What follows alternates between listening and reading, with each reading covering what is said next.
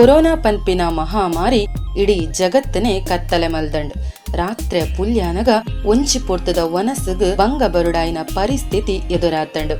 Bharat lockdown ಆಯ್ನಿರ್ದಾವರ ಜನಕ್ಕಲು ಅಗತ್ಯವಾದ ಬೋಡಾಪಿನಂಚಿತ್ತಿನ ವಸ್ತುಲೇನ ಕನರೆಗ್ಲ ವಿದೈ ಕಾರ್ದೀಪಿನ ಕಷ್ಟ ಆತಂಡ್. ಅವೇತೋ ಜನ ಗೃಹ ಬಂಧನಡುಲ್ಲೇರು.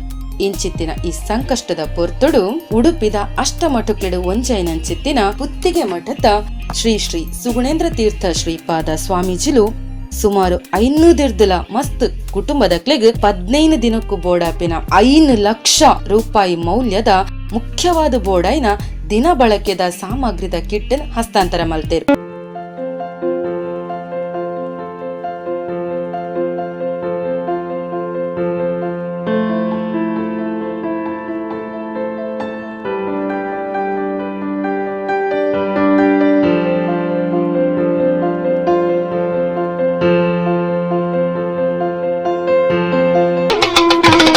ಸ್ವಾಮೀಜಿ ನಮ್ಮ ರಾಜ್ಯ ದೇಶ ಅಂಚೆನೆ ಇಡೀ ಪ್ರಪಂಚ ಕೊರೋನಾ ಪನ್ಪಿನ ಮಹಾಮಾರಿರ್ದು ಮುಕ್ತಿ ತಿಕ್ಕೋಡು.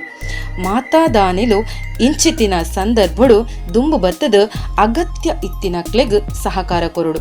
ಎನ್ನಿಟ್ಟಡು ಉಡುಪಿ ಜಿಲ್ಲೆ ನನಾತ್ ಮಾದರಿ ಜಿಲ್ಲೆಯಾವಡು.